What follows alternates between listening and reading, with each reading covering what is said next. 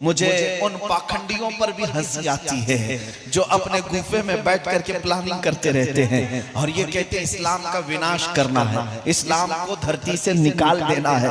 मैं उनको बार बार यही कहता हूं, तुम अपने जिस्म की खुजली नहीं मिटा सकते, दीन को मिटाने की बात करते हो, इस्लाम को खत्म करने की बात करते हो। ये दीन इस्लाम किसी मोहल्ले का, किसी गली का या किसी बस्ती का दीन नहीं, ये पूरी कायनात का है। तुम चाहो तो कबूल कर लो, वरना एक दिन तो आएगा मेरा खुदा, मेरा रब फरमाता है युरीदून लियुत्फिउ नूरल्लाहि बिअफ़वाहिहिम वल्लाहु मुतिम्मु नूरिही वलौ करिहल काफिरून। लोग अपने मुंह के फूंकों से अल्लाह के चिराग को बुझाना चाहते हैं और अल्लाह अपना चिराग मुकम्मल करके रहेगा। वो दिन आएगा, वो दिन आएगा, तुम चाहो या ना चाहो।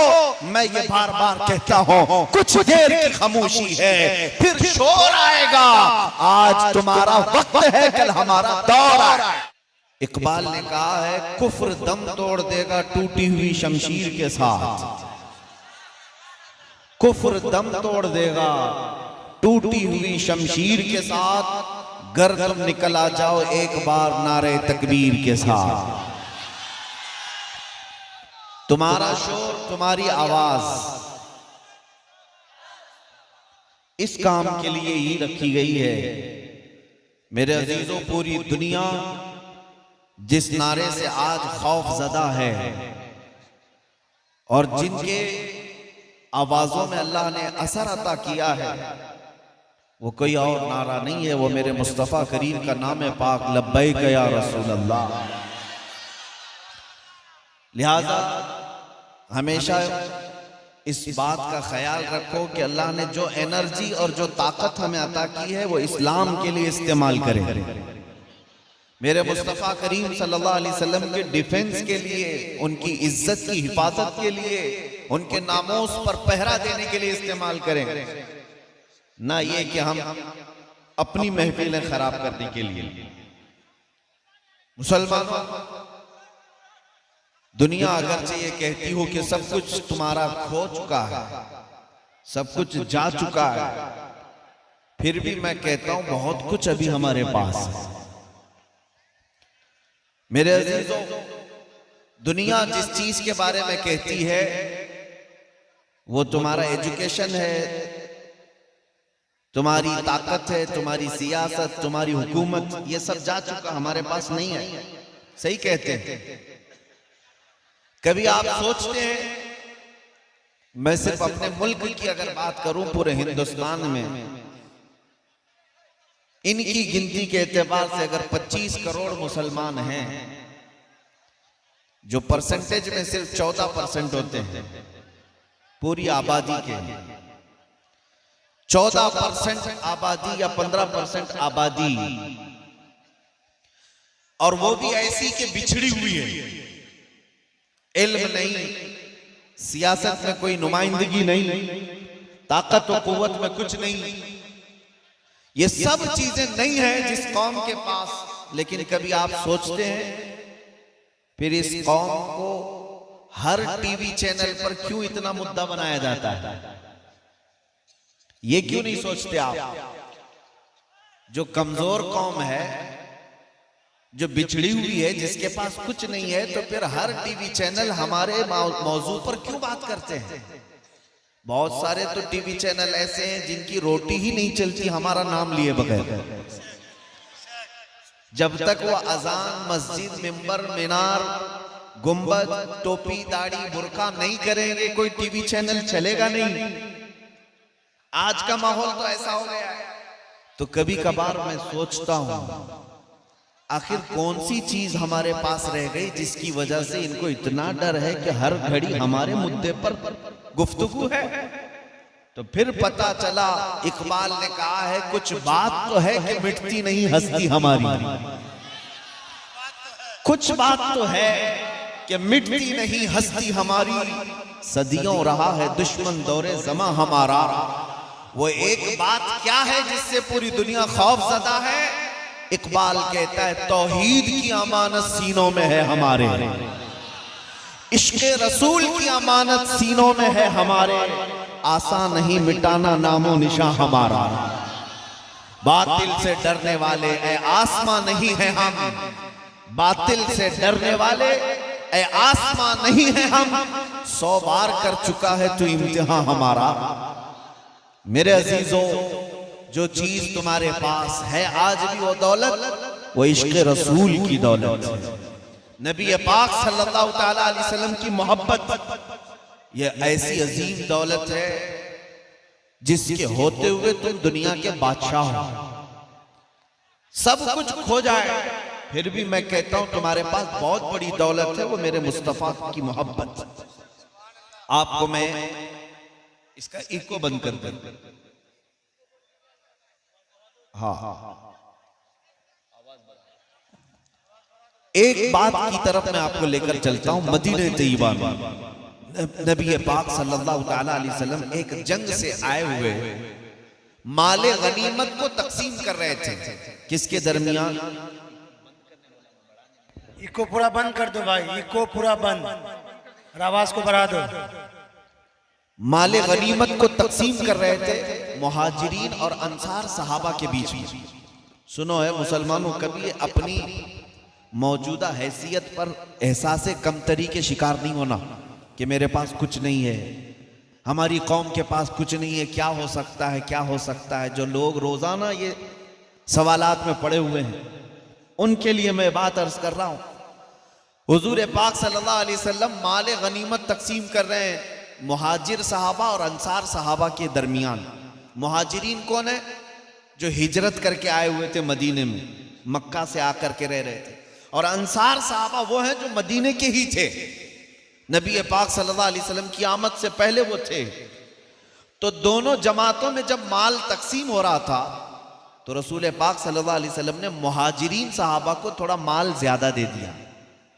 जो माले गनीमत बट रहा था, माल थोड़ा मुहाजिरीन को ज्यादा चला गया।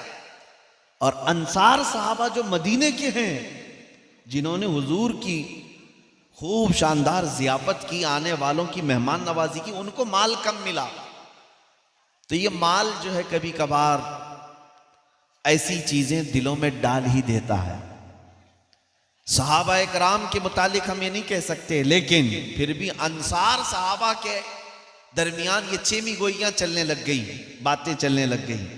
रसूलुल्लाह सल्लल्लाहु अलैहि वसल्लम मुहाजिरीन को, मक्का वालों को ज्यादा माल दे दिया और हम लोगों को कम दे दिया। ये बातें फैलने लगी, हुजूर तक ये बात आई। तवज्जो से सुनना, फिर तुम्हारा सीना चौड़ा हो जाएगा कि तुम्हारे पास है क्या। जब रसूल पाक सल्लल्लाहु अलैहि वसल्लम के पास ये बात आई, हुजूर ने अंसार के जो सबसे बड़े सरदार थे हज़रत मुआज, उनको बुलाया और कहा कि मैंने सुना कि तुम्हारी जमात में ऐसी ऐसी बात चल रही है कि मैंने मुहाजिरीन को माल ज्यादा दे दिया, अंसार को कम दिया है, क्या ये बात सही है? उन्होंने कहा हाँ या रसूल अल्लाह सल्लल्लाहु अलैहि वसल्लम। अंसार सहाबा में ये बातें चल रही हैं। नबी पाक सल्लल्लाहु अलैहि वसल्लम ने सारे अंसार सहाबा से कहा कि सब एक जगह जमा हो जाएं। सब एक टीले पर जमा हुए। नबी पाक सल्लल्लाहु अलैहि वसल्लम तशरीफ लाए। अब एक खुतबा दिया हुजूर ने, और ऐसा खुतबा बुखारी शरीफ की हदीस में आज भी कि जब भी हम पढ़ते हैं तो आंखें भीग जाती हैं। नबी पाक सल्लल्लाहु अलैहि वसल्लम ने अंसार को याद दिलाया कि ऐ अंसार, ऐ मदीने वालों, क्या तुम मेरे आने से पहले गुमराह नहीं थे, भटके हुए नहीं थे? अल्लाह ने मेरे जरिए से तुम्हें ईमान अता किया। सबों ने कहा हाँ या रसूल अल्लाह, हम तो भटके हुए थे, आपके आने की वजह से अल्लाह ने हमें ईमान की दौलत अता की। और उसके बाद रसूल करीम सल्लल्लाहु अलैहि वसल्लम इरशाद फरमाते हैं, तुम माल की वजह से अपने दिल में खलिश पैदा कर ली। थोड़ा माल मैंने मुहाजिरीन को इसलिए ज्यादा दे दिया कि उनका मदीने में कोई घर और नहीं है, अभी वो हिजरत करके आए, अपना वतन छोड़ करके आए, इसलिए उनको थोड़ा माल ज्यादा दे दिया गया, उनका दिल रखने के लिए, नए इस्लाम में आए हुए हैं। और उसके बाद जो जुमला हुजूर ने फरमाया वही मेरे बयान करने का खुलासा है। जो हुजूर ने फरमाया इसी के लिए मैं अभी वाकया आपके सामने रखा हूं।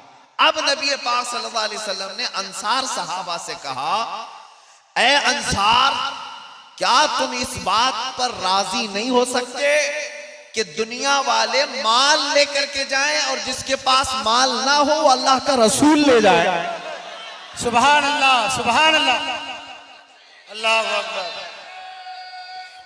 अल्लाह अकबर।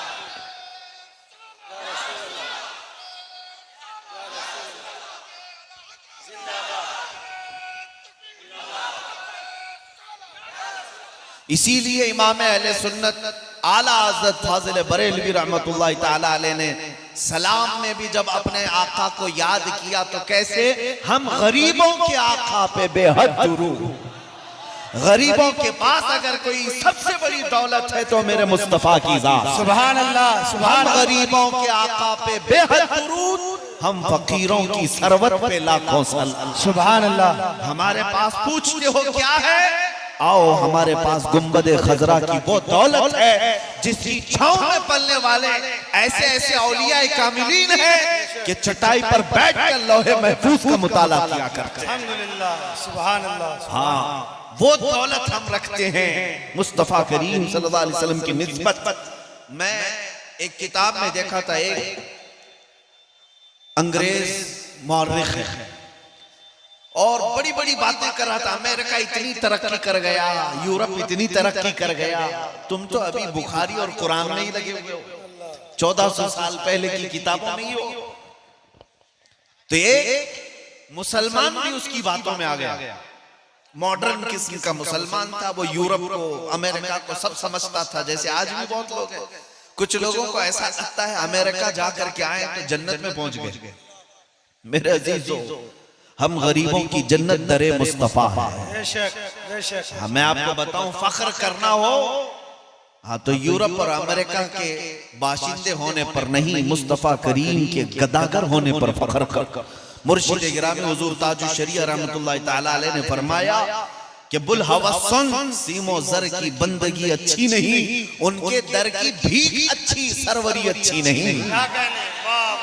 उनके दर की भीख अच्छी, सरवरी अच्छी नहीं।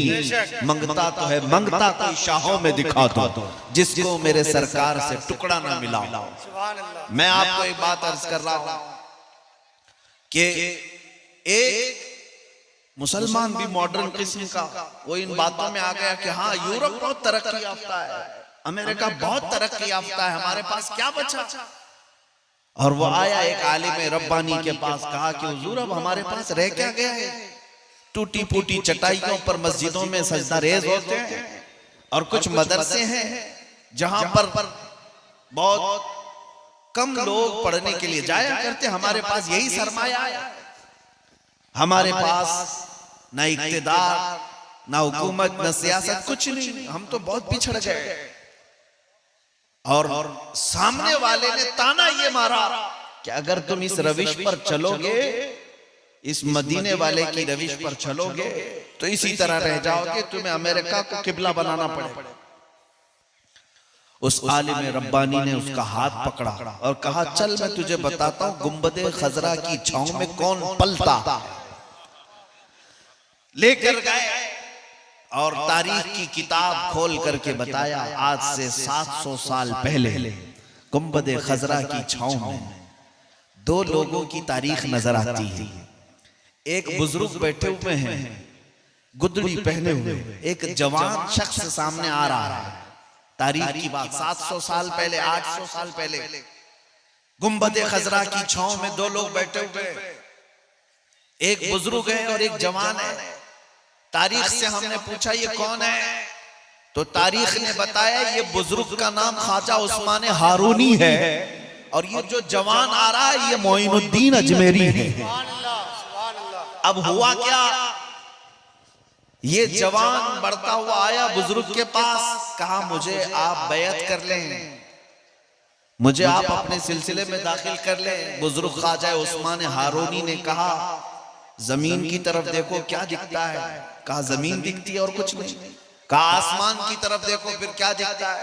कहा आसमान दिखता है और कुछ भी नहीं। अब सुनो, गुंबदे खजरा की छांव में बैठने वाला गुदड़ी पहन करके वो बुजुर्ग पीर ख्वाजा उस्मान हारूनी अपनी दो उंगलियां उस मोइनुद्दीन अजमेरी गरीब नवाज की आंखों पर रख दिया, पेशानी पर रख दिया और कहा, बेटा मोइनुद्दीन, अब इन दो उंगलियों के कमान के दरमियान से आसमान की तरफ देखो और फिर बताओ क्या दिख रहा है।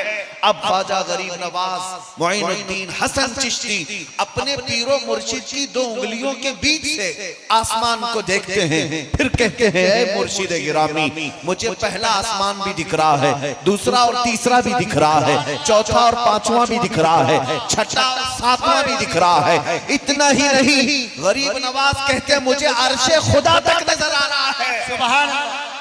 कहा, जमीन की तरफ देखो और बताओ क्या दिख रहा है। देखा जमीन की तरफ, कहा, मुझे सातों तबक जमीन के नहीं बल्कि तहतुस सरा तक नजर आ रहा है। ये वाकया मैं क्यों अर्ज कर रहा हूँ, उस आलिम रब्बानी ने उस मॉडर्न मुसलमान का हाथ पकड़ा और कहा, जा, तेरे यूरोप से, तेरे अमेरिका से बहुत तरक्की की बात करता है, एक ऐसा इंसान मांग करके ला जिसकी दो उंगलियों के बीच से ऊपर देखे तो अर्शे खुदा नजर आए और नीचे देखे तो तख्तुस सरा नजर आए। वाह वाह वाह वाह वाह, क्या क्या, सुभान अल्लाह, सुभान अल्लाह, अल्लाहु अकबर। कहां से लाता, कहां से लाता? गया अमेरिका के दरवाजे पर, गया यूरोप के, रशिया के दरवाजे पर, कहा, आपकी तरक्कियां बहुत है, आपने पेट्रोल मिसाइल बना लिए, आपने एरोप्लेन बना लिए, कंप्यूटर बना लिए, लेकिन मुझे एक सवाल आया है कि एक ऐसा इंसान चाहिए अमेरिका में, यूरोप में, रशिया में, तरक्की याफ्ता जितने ममालिक हैं, जापान में, चाइना में, एक ऐसा इंसान चाहिए जिसकी दो उंगलियों के बीच से ऊपर देखे तो अर्शे खुदा नजर आए और नीचे देखे तो तख्तुस सरा नजर आए। सबों ने कहा, हमारे पास मशीनें तो मिल सकती हैं, इंसान अगर कहीं चाहिए तो सिर्फ गुंबद खजरा की छांव। नारे तकबीर, नारे रिसालत, मसलक आला हज़रत, लब्बैक या रसूल अल्लाह, लब्बैक या रसूल अल्लाह, नारे रिसालत, सुभान अल्लाह, सुभान अल्लाह। मेरे अजीजों, रफीकाने गिरामी, मैं जो बात अर्ज कर रहा हूं, दुनिया आजिज़ आ जाएगी, मुस्तफा करीम सल्लल्लाहु अलैहि वसल्लम के गुलामों का जवाब नहीं ला सकेगी। लाओ, आज जिनको फख्र है बहुत सारी तरक्कियात पर, मैं सबको चैलेंज के साथ कहता हूं, जाए पूरा अमेरिका, पूरा यूरोप, पूरा रशिया, पूरा जापान, पूरा चाइना मिल करके एक इंसान बना करके दिखा दे जो अगर कब्र पर ठोकर मारे तो मुर्दा जिंदा खड़ा हो जाए। और ये इंसान किसी मशीन में नहीं मिलता, ये सिर्फ गुंबद खजरा के छांव में मिलता। सुभान अल्लाह, सुभान अल्लाह। इसीलिए मैं कहता हूं, फख्र करने के लिए हमारे पास जो दौलत है वो दुनिया में किसी के पास नहीं। आज मुझे इस बात का अंदाजा है कि हम बड़ी दूर हैं मदीने तैयबा से और मोहब्बत करते हैं मेरे आका के दरबार से। हर मुसलमान यहाँ सुबह शाम सलाम भी पढ़ता है, तसव्वुर में गुंबद खजरा लाता है, लेकिन हो सकता है किसी के ज़हन में ऐसी बात आती हो कि मदीने में रहने वाले जो पैदा ही मदीने में हुए, बुढ़ापा भी मदीने में आया, वो हुजूर के दरबार से क्या मोहब्बत करते हैं या उनके लिए नॉर्मल सी बात? सुनो, काफी साल पहले की बात मैं अर्ज कर रहा हूं, कई सालों पहले की बात। हमारे एक आलिम दीन है, मदीने तैयबा जियारत के लिए गए हुए थे। शाम का वक्त था, जियारत के बाद देखा एक छोटा सा बच्चा, मुश्किल से 5 से 6 साल का होगा या उसी के लगभग आसपास का, वो आया, कुछ मांगने लगा। इस आलिम दीन ने कहा कि क्या तू गरीब है, मिस्कीन है, फकीर है? कहा, हाँ, मैं गरीब हूं, मिस्कीन हूं, मेरा गुजर बसर ऐसे ही चलता है। छोटा सा बच्चा। तो उस आलिम दीन ने कुछ रकम दे दिया और उसके बाद ऐसे ही कहा कि बेटा क्या तू मेरे साथ हिंदुस्तान चलेगा, मेरे मुल्क आएगा? छोटे बच्चे बातों में आ जाते हैं और पूरा ग्रुप था इस मौलाना के साथ, उन्होंने मना लिया और बच्चा कहा मैं अपनी अम्मा से जाकर पूछता हूँ। वो थोड़ी देर के बाद अपनी माँ को ले आया। तो बात मजाक से चली थी, हकीकत में आ गई, हकीकत में आ गई। उस माँ से भी कहा गया कि तुम अपने बच्चे को हमारे हवाले कर दो, जो प्रोसेस है वो किया जाएगा, हम एडॉप्ट करेंगे, इसको पढ़ाएंगे लिखाएंगे, ये बच्चा हमारे पास रहेगा। माँ भी राजी हो गई कुछ देर के लिए। अब सुनो जो बात मैं अर्ज कर रहा हूं, उस बच्चे ने झिझोड़ करके रख दिया। वो बच्चा बड़ा खुश था कि जाना है मुझे, इंडिया जा रहा हूं, हिंदुस्तान जा रहा हूं। माँ से कहा कि मैं इनके साथ जाऊंगा, ये अच्छे लोग हैं, अच्छे लोग। और ये दूसरा दिन आ गया था। दूसरे दिन शाम में असर के बाद वहीं बैठे थे सहन में मदीने तैयबा में। वो तैयारी तो करने लग गया था, जाना है जाना है। आज आया मौलाना से कहता है कि मैं आपके साथ इंडिया तो आऊंगा, लेकिन एक बात मैं आपसे पूछता हूं। 6 साल का बच्चा पूछता है कि आपके इंडिया में जाऊंगा मैं, पैदा तो वहीं हुआ है, वहीं का पैदा हुआ। कहता है मैं आऊंगा आपके भारत में, इंडिया में, लेकिन मुझे ये बताओ क्या आपके इंडिया में भी ऐसा हरा गुंबद है? ये गुंबद खजरा वहां पर भी है? उस आलिम दीन ने कहा बेटा ये पूरी दुनिया का मरकज है, इसके अलावा कहीं नहीं। नकल तो हो सकती है, असल सिर्फ मदीने तैयबा में। उस आलिम दीन ने उसके सवाल को सुन करके ऐसी हैरत का इजहार किया कि छोटा सा बच्चा ये पूछ रहा है क्या ये गुंबद है वहां पर, ये नजारा है आपके यहाँ? उन्होंने कहा नहीं, अगर होता तो हम यहाँ क्यों आते? वही असल रौनक तो है, हम देखने आए। उसके बाद उस बच्चे की कैफियत में आपको बताऊं, अपना दामन झटक दिया और मौलाना से कहा आप जाओ, मैं इस छांव से दूर नहीं जा सकता। नारे तकबीर, सरवरी अच्छी लगी ना, खुसरवी अच्छी लगी ना, सरवरी अच्छी लगी, हम फकीरों को मदीने की गली अच्छी लगी। इसी को आला हज़रत ने फरमाया था, फिर के गली गली तबाह, ठोकरें सबकी खाई क्यों, दिल को जो अक्ल दे खुदा तेरी गली से जाए। मेरे अजीजों, ऐ सुन्नी मुसलमानों, तुम्हारे पास फख्र करने के लिए सबसे बड़ी दौलत मेरे मुस्तफा की जात। मुझे उन पाखंडियों पर भी हंसी आती है जो अपने गुफे में बैठ करके प्लानिंग करते रहते हैं और ये कहते हैं इस्लाम का विनाश करना है, इस्लाम को धरती से निकाल देना है। मैं उनको बार बार यही कहता हूँ, तुम अपने जिस्म की खुजली नहीं मिटा सकते, दीन को मिटाने की बात करते हो, इस्लाम को खत्म करने की बात करते हो। ये दीन इस्लाम किसी मोहल्ले का, किसी गली का या किसी बस्ती का दीन नहीं, ये पूरी कायनात का है। तुम चाहो तो कबूल कर लो, वरना एक दिन तो आएगा मेरा खुदा, मेरा रब फरमाता है युरीदून लियुत्फिउ नूरल्लाहि बिअफ़वाहिहिम वल्लाहु मुतिम्मु नूरिही वलौ करिहल काफिरून। लोग अपने मुंह के फूंकों से अल्लाह के चिराग को बुझाना चाहते हैं और अल्लाह अपना चिराग मुकम्मल करके रहेगा। वो दिन आएगा, वो दिन आएगा, तुम चाहो या ना चाहो। मैं ये बार बार कहता हूँ, कुछ देर की खामोशी है, फिर शोर आएगा। आज तुम्हारा वक्त है, कल हमारा दौर आएगा। नारे तकबीर, नारे रिसालत, तहफ़्फ़ुज़े नामूसे रिसालत, लब्बैक लब्बैक या रसूल अल्लाह, लब्बैक या रसूल अल्लाह, लब्बैक या रसूल अल्लाह। मेरे अजीजों, जालिमों का वक्त ज्यादा देर नहीं होता, फिर अल्लाह तबारक व तआला इंसाफ वालों को इस जमीन पर भरेगा।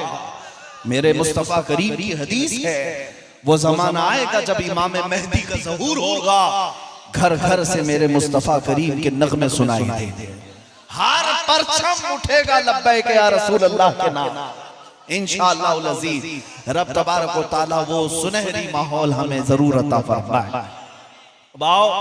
मैं आपको जो बात अर्ज कर रहा था, हमें फख्र करने के लिए जो दौलत अल्लाह ने दी है, सबसे बड़ी दौलत मेरे मुस्तफा की निस्बत है। इस निस्बत पर कभी सौदा होने नहीं देना। तुम्हारा सब लुट जाए लेकिन नामों से मुस्तफा पर आंच ना आने देना। जिस दिन लोग ये पूछते हैं कि क्या यही एक टॉपिक रह गया, क्या यही एक टॉपिक रह गया आपको बार बार बोलने के लिए, मैं कहता हूं यही एक ही टॉपिक है, यही है असल। और जो लोग समझ गए थे इसको, उनको दुनिया आज भी पहचान रही है, आज भी पहचान रही है। इकबाल समझ गया था 100 साल गुजरने को आ गए लेकिन दुनिया अभी उसको भूली नहीं। क्यों? इकबाल से पूछा गया था कि दीन किसको कहते हैं, दीन किसको कहते हैं? इकबाल ने कहा ब मुस्तफा बरसा खैश के दी हवाउस गरबउन रसीदी तमाम बुल हबीस। इकबाल कहता अपने आप को रसूलुल्लाह के कदमों तक पहुंचा दे, यही दीन है, यही दीन है। और अगर उन तक नहीं पहुंच सका तो जिंदगी अबू लहब की तरह, अबू लहब की तरह है। इसीलिए आला हजरत से पूछा गया, आला हजरत से पूछा गया कि दीन क्या है, दीन किसे कहते हैं? तब आला हजरत ने पुकार कर कहा अल्लाह की सरताब कदम शान है ये, इंसान ही इंसान वो इंसान है ये। कुरान तो ईमान बताता है उन्हें और ईमान ये कहता है मेरी जान है। ईमान की जान रसूलुल्लाह की जात से। जो लोग समझ गए कि असल टॉपिक यही है, असल टॉपिक यही है। हाँ, मुद्दे बहुत है हमारे पास बात करने के लिए, बहुत है।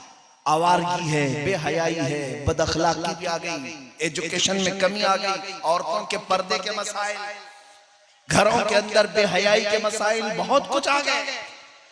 मसाइल बहुत है बात करने के लिए, लेकिन मैं ये कहता हूं सारे मसाइल का हल है, सारे मसाइल का हल। जैसे कि आपको मैं बताऊं, एक साहब आए हुजूर पाक सल्लल्लाहु अलैहि वसल्लम की बारगाह में, कहा मैं बहुत सारी गलत काम तो करता हूं, मेरे अंदर बहुत सारे हैं, लेकिन आप जिसको कहेंगे मैं वो छोड़ दूंगा। एक ही चीज बोली नबी पाक सल्लल्लाहु अलैहि वसल्लम ने फरमाया आज से तू वादा कर ले कि झूठ कभी नहीं बोलेगा, झूठ कभी नहीं बोले। हुजूर के हाथ पर वादा किया कि दूसरी सारी चीजों की बात तो नहीं करता, लेकिन झूठ नहीं बोलूंगा। गए और उसके बाद जब अपनी पुरानी आदतों के मुताबिक दूसरी बुराइयों का ख्याल आया, शराब पी लें, जुआ खेल लें या कुछ और काम कर लें, लेकिन जहन में ये भी बात आती कि रसूलुल्लाह के पास जाएंगे, अगर सवाल करेंगे तो झूठ नहीं बोल सकता, बोलना पड़ेगा कि हाँ ये किया है। सिर्फ नबी पाक सल्लल्लाहु अलैहि वसल्लम के दस्ते अक़दस पर वादा एक चीज को छोड़ने का किया था, दूसरे दिन हाजिर होकर के कहा या रसूल अल्लाह आपकी बदौलत सारी चीजें छूट गई, सारी चीजें छूट गई। मैं कहता हूं सारे मसाइल का हल है हमारे पास, सारे मुद्दे एक साथ खत्म हो जाएंगे, सबका हल है। तुम्हारे एजुकेशन के मसाइल, तुम्हारी गरीबी के मसाइल, तुम्हारे दीन पर आने वाले मसाइल, तुम्हारे औरतों के मसाइल, सब मसाइल का हल है सिर्फ किस बात पर कि मोहम्मद से वफा तूने, कि मोहम्मद से वफा तूने तो हम तेरे हैं। ये जहां चीज है क्या लौह कलम तेरे हैं, माशाअल्लाह माशाअल्लाह, लौह कलम तेरे हैं, सब कुछ तुम्हारे लिए अल्लाह ने रखा है। बस शर्त ये है कि तू मुस्तफा करीम का हो जा, नबी पाक सल्लल्लाहु अलैहि वसल्लम की वफादारी में आ जा। ऐ मेरे अजीजों नौजवानों, अब थोड़ी सी काम की बात ये मैं करता हूँ। क्या जिंदगी गुजारने के जो आज तरीके हमारे बच्चों ने अपना लिए, क्या उन्हें ये ज़ेब देता है कि उनकी निस्बत मुस्तफ़ा से जब जोड़ी जाए तो चेहरा तुम्हारा कैसा, मुस्तफ़ा करीम का क्या, और तुम्हारे अखलाक कौन से, नबी पाक के अखलाक कौन से थे। दुनिया जब उंगली उठाएगी सिर्फ तुम्हारा नाम लेकर के नहीं बोलेगी, बल्कि ये भी कहेगी मोहम्मद के गुलाम ऐसे होते हैं। मेरे अजीजों, अगर मेरे मुस्तफा की मोहब्बत का पास और लिहाज है तो अपने आप को बदलना शुरू करो, अपने आप को बदल लो कि आज दुनिया तुम्हें देखे तो पुकार करके कहे कि इसके पास से मदीने की खुशबू आती है, ये चलता फिरता है तो मुस्तफा करीम की याद आती है। तुम अपने आप को ऐसा बना लो, आज से बदलने की कोशिश करो। मेरे अजीजों, तुम बताओ, एक सवाल मैं ये करता हूं मर्दों से भी और औरतों से भी, आप मेरे सवाल का जवाब दें। ऐ नौजवानों, क्या तुम इस बात पर यकीन रखते हो कायनात में सबसे ज्यादा हसीन चेहरा मेरे मुस्तफा का? यकीन है तुम्हें इस बात का? बेशक। किसी को शक है? औरतों से, क्या औरतें इस बात का यकीन रखती हैं कि कायनात की सबसे इज्जत वाली खातून मेरे मुस्तफा की बेटी सैयदा फातिमा ज़हरा है? यकीन है इस बात पर? मुझे अब बताओ, तुम्हें हुजूर के हुस्न पर यकीन है और उन्हें औरतों को सैयदा ज़हरा की चादर पर यकीन है, तो फिर मैं ये पूछता हूँ, रसूलुल्लाह सबसे ज्यादा हसीन चेहरा रखते थे, तो ऐ नौजवानों, उस हसीन चेहरे की इक्तिदा करने की बजाय तुम दुनियादारों के चेहरों को क्यों अपनाने लगे? बेशक तुम यकीन कुछ और बात का करते हो, चलते किसी और बात पर। औरतें नाम लेती हैं सैयदा ज़हरा का, वो सैयदा ज़हरा तो ऐसी थी कि जिनका जनाजा भी रात के वक्त निकाला गया, कि उनके जनाजे पर भी अजनबी मर्दों की नजरें न पड़े। तो सैयदा ज़हरा पर यकीन रखने वाली खवातीन से पूछता हूं, तुम्हारे दुपट्टे कहां गए? तुम्हारा पर्दा कहां गया?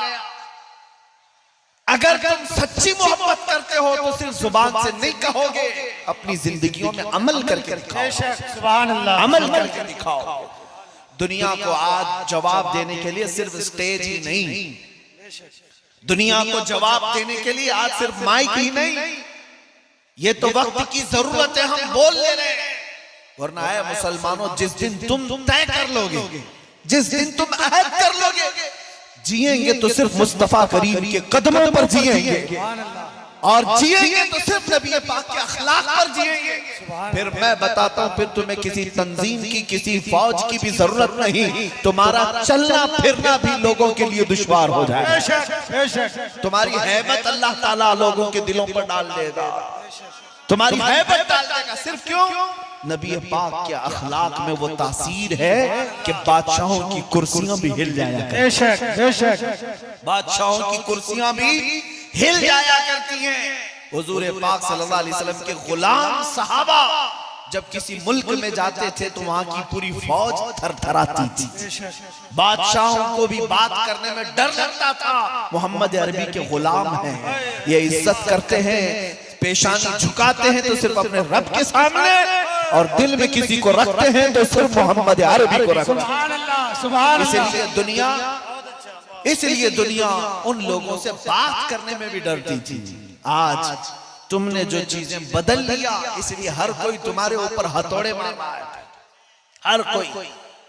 एक बात बता करके मैं अपनी गुफ्तगू को समेट देता हूं, सुनो। फुटबॉल खेलने वाले और फुटबॉल देखने वाले सब जानते हैं, मैं अपने साथ पेश आने वाला वाकया आपके सामने बयान कर रहा हूं। मिस्र की सरजमीन में हमारे पढ़ने के जमाने में हमारे एक उस्ताद ने इम्तिहान टेस्ट हो रहा था, उस दौरान हमसे सवाल किया था, तुम्हें पता है फुटबॉल में कितने प्लेयर होते हैं? मुझे तो नहीं पता था, क्योंकि उस खेल से हमारा कोई इंटरेस्ट था नहीं। उन्होंने कहा 11-11 प्लेयर होते, 2 टीमें होती हैं। कहा अच्छा, देखा तो मैंने भी ये फुटबॉल बहुत सारे।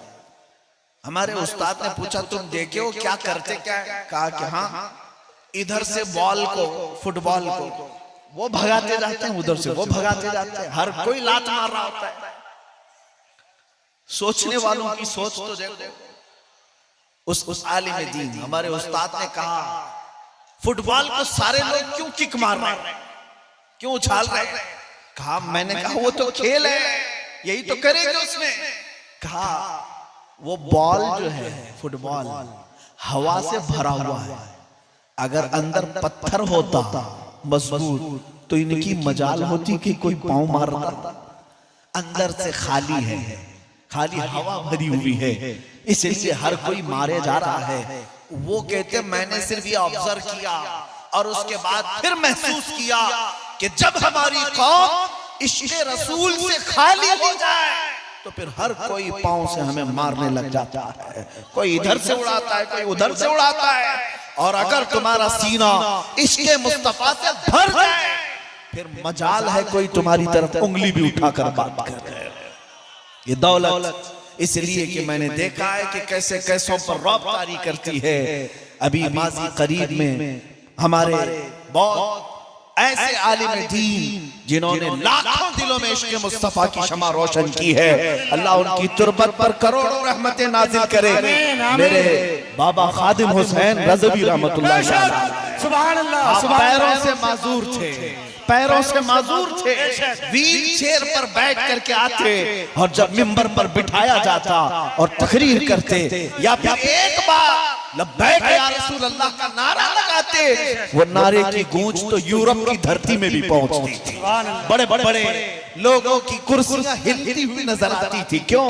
फिर मैंने बहुत करीब से महसूस किया, एक माजूर आलिम दीन की बात को इतना सीरियस ये क्यों ले रहे हैं। फेसबुक, इंस्टाग्राम और कई सोशल साइट ऐसी हैं जिन्होंने बैन लगा करके रखा है, इस मौलाना की तकरीरें हमारी साइट पर नहीं चलेंगी। मैंने पूछा, देखा कि है क्या इस मौलाना के अंदर? अरे पैरों से खड़ा नहीं हो सकता और व्हील चेयर पर बैठा हुआ है। फिर पता चला माजूर ही क्यों ना हो, ताकत तख्त और ताज का नाम नहीं, ताकत हुकूमत और सियासत का नाम नहीं, असल ताकत इश्क मुस्तफा का नाम है। नारे तकबीर, नारे रिसालत, लब्बैक लब्बैक लब्बैक या रसूल अल्लाह। यही असल चीज है, यही असल चीज है।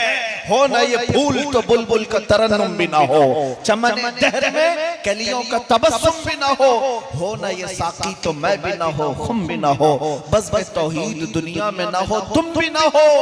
हुजूर के नाम से सारी दुनिया आबाद है। खीमे अफलाक का इस्तादा उसी नाम से है, नबज़ हस्ती तपशामादा उसी नाम से है, दश्त में दामने कोहसार में मैदान में है, बहर में मौज की आगोश में तूफान में है, चीन के शहर मराकश के बयाबान में है और पोशीदा हर मुसलमान के ईमान में है। वो नाम है मुस्तफा ही असल है और वही इज्जत भी देता है, वही ताकत भी देता है। मेरी गुफ्तगू का खुलासा यही है, ऐ नौजवानों, इधर उधर भटकने की कोशिश न करना, फिर के गली गली तबाह, ठोकरें सबकी खाई क्यों, दिल को जो अक्ल दे खुदा तेरी गली से जाए क्यों। आओ दामने मुस्तफा थाम लो, यहाँ इज्जतें तुम्हारा इंतजार कर रही हैं, यहाँ रिफातें बुलंदियां तुम्हारा इंतजार कर रही हैं, हुकूमतें तख्त व ताज तुम्हारे इंतजार में है। ऐ नौजवानों, तुम्हें तारीख पता नहीं, तुमने कैसर और किसरा को धूल चटाया था, तुमने बगदाद पर अपने तख्त को बिछाया था, पूरे सदियों तक पूरी दुनिया को इल्म के जौहर पिलाए थे। आज तुमसे अगर दुनिया रूठी है तो सिर्फ इस बात पर रूठी है कि तुमने मुस्तफा करीम के अखलाक को छोड़ा और अपना चेहरा बदल लिया। जिस दिन तुम पलट करके आ गए, तुम्हारी आंखों में सिर्फ और सिर्फ जमाले मुस्तफा नजर आने लग जाए, फिर कामयाबी हमारी है। आओ उठो, अहद करते हैं। और इस बात के साथ मैं गुफ्तगू को खत्म करता हूँ, कुव्वते इश्क से हर पस्त को बाला कर दो, कुव्वते इश्क से हर पस्त को बाला कर दो, दहर में नामे मोहम्मद से उजाला कर दो। वाखिर दावाना अल्हम्दुलिल्लाह रब्बिल आलमीन।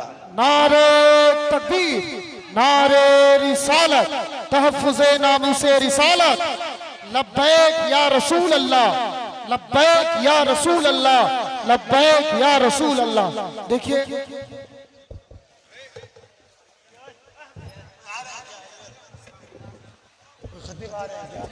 जी